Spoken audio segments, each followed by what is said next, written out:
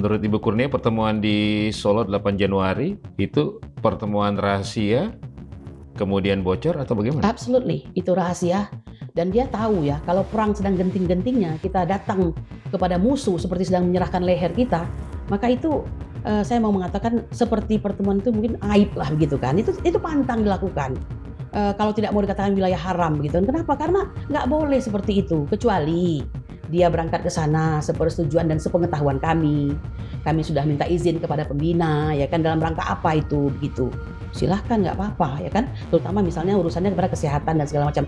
Tetapi perlu diketahui, jika ini menyangkut kesehatan, tidak harus ke sana, Mas. Kita bisa berkoordinasi dengan penyidik, ya kan, orang yang menyidik kami begitu. Tidak mungkin mereka tidak berperi kemanusiaan. Kalau hubungannya soal RG ya, restoratif justice, kan tidak harus ke rumah orang yang dianggap korban dalam persoalan ini, dalam hal ini Pak Joko Widodo. Carilah wilayah yang netral begitu kan, yang tidak memancing fitnah begitu.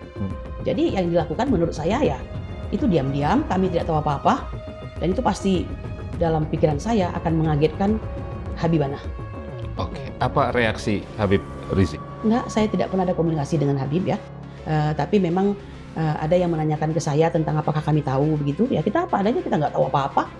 Saya tanyakan ke Bang Rizal, memang Bang Rizal tahu? Ya boro-boro saya yang nggak tahu lah gitu. Bang Azam tidak ada yang tahu. Atau mungkin Ibu Kurnia mendapat informasi reaksi Habib Rizik terkait pertemuan Egy Sujana dan Jokowi? Sampai tahun ini saya belum tahu. Belum tahu. Kira-kira akan seperti apa reaksi Habib Rizik selaku pendiri TPUA ini? Habib itu kan orang yang sangat very clear and loud tentang kebenaran dan keadilan. Beliau itu ya namanya, saya mempercayai banget bahwa beliau adalah zuriat Rasulullah yang sangat memegang kaidah Islam dan syariah gitu ya, yang hak dan yang batil tidak akan tercampur begitu. Dan kalau beliau tahu seperti ini, menurut saya pasti akan extremely upset, marah gitu. Menurut saya. Pertemuan 8 Januari di Solo terasa seperti belokan yang mematahkan jalan panjang perjuangan. Tanpa kabar kepada kawan seperjalanan, langkah Egy Sujana dan Damai Hari Lubis menemui Jokowi dibaca sebagai sikap yang berlawanan dengan api perlawanan yang mereka nyalakan sendiri. Bagi para relawan, ini bukan soal silaturahmi, tetapi tentang nahkoda yang meninggalkan kapal ketika ombak belum reda. 4 tahun orang bertahan dengan biaya patungan, ancaman, dan cap tersangka. Tiba-tiba publik disuguhi pelukan hangat yang membuat seluruh cerita seolah di balik halaman terakhirnya. Di saat yang sama, para pendukung penguasa bersorak, membingkai pertemuan itu sebagai kemenangan narasi. Kecewa pun menjalar, bukan karena benci, melainkan karena merasa dikhianati oleh mereka yang dulu berdiri paling depan. Jokowi kembali menunjukkan kelihayan merangkul lawan, sementara dua tokoh yang dahulu keras terdengar melunak. Publik kini hanya menuntut satu hal sederhana, kejujuran. Jika arah berubah, sampaikan di hadapan kawan, bukan di ruang tertutup. Perjuangan boleh berakhir, tetapi ingatan tentang bagaimana ia diakhiri akan hidup lebih lama dari siapapun. Dan Egy Sujana juga tidak akan memberitahu Habib Rizik soal pertemuan 8 Januari kemarin.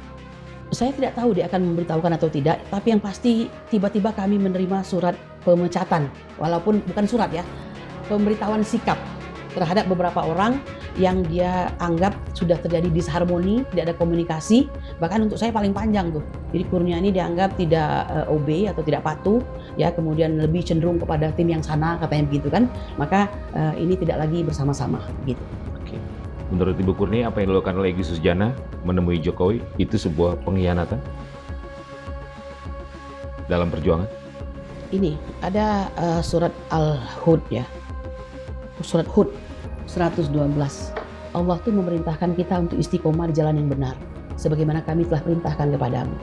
Dan itu dipahami juga oleh Bang Egy Sujana, ya kan? Nah, kalau Anda bertanya itu, datang ke sana, ujuk-ujuk tanpa sebab, tanpa memberitahu kawan seperjuangan, padahal jelas-jelas ini merupakan kontradiksi, kontraproduktif, bahkan sangat berlawanan. Kita menyebutnya apa? If you say itu adalah betrayed, atau pengkhianatan. I'm not saying that, tapi mungkin seperti itu begitu. Ibu merasakan itu? Sangat, sangat ya, sangat.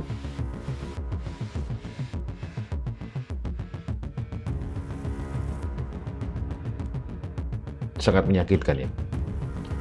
Mas, kami ini tersangka, ya. Tersangka itu selangkah lagi.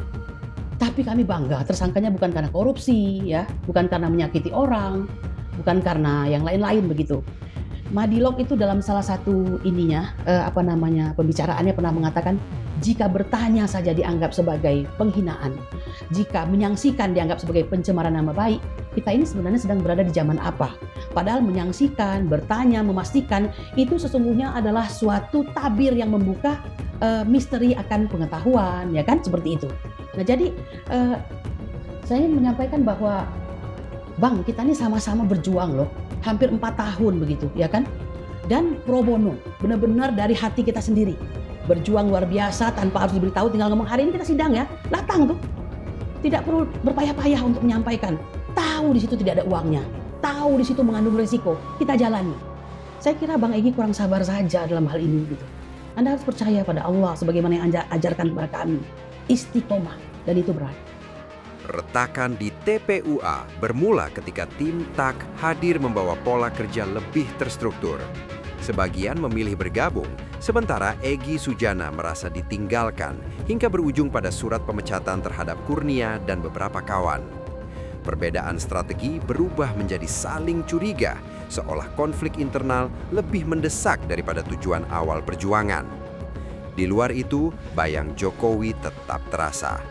Para pendengung memoles setiap pertemuan sebagai rekonsiliasi, sementara publik melihatnya seperti proses penjinakan tokoh oposisi.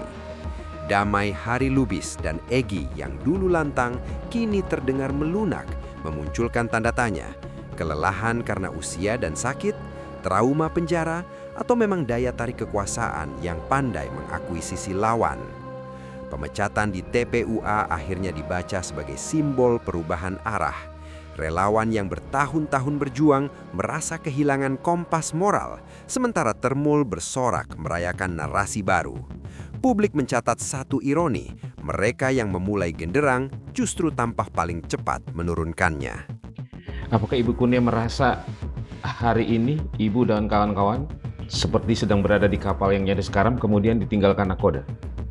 Ya kalau karam-karamlah sendiri ya, kami tidak akan karam gitu.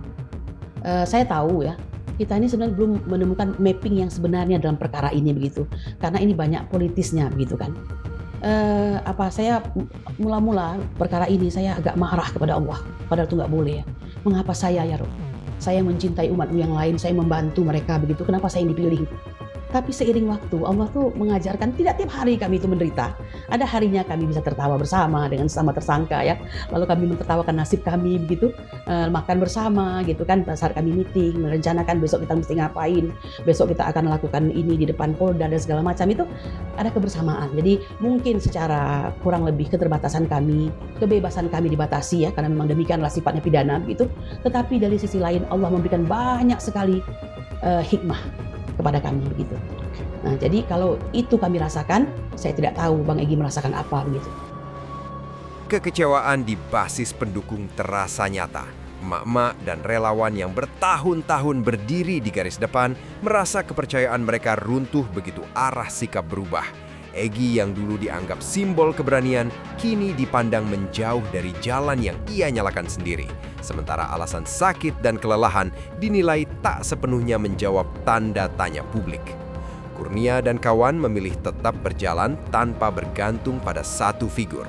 Bagi mereka, perjuangan lebih besar dari nama manapun dan klarifikasi dari tokoh lama tak lagi menentukan arah. Harapan kini tertuju pada sikap Habib Rizik sebagai pendiri TPUA untuk mengembalikan kompas moral. Di sisi lain, para pendengung pro kekuasaan sibuk memoles keadaan seolah semua telah selesai. Namun di akar rumput tumbuh keyakinan bahwa kekuasaan tetap sementara, sedangkan janji perjuangan akan diingat lebih lama. Pesannya sederhana, istiqomah tidak boleh ditukar dengan kenyamanan sesaat, sebab sejarah selalu mencatat siapa yang setia sampai akhir. Subscribe untuk konten seru lainnya. Jangan lupa nyalain notifikasi biar gak ketinggalan update terbaru. Let's bring fun to the next level.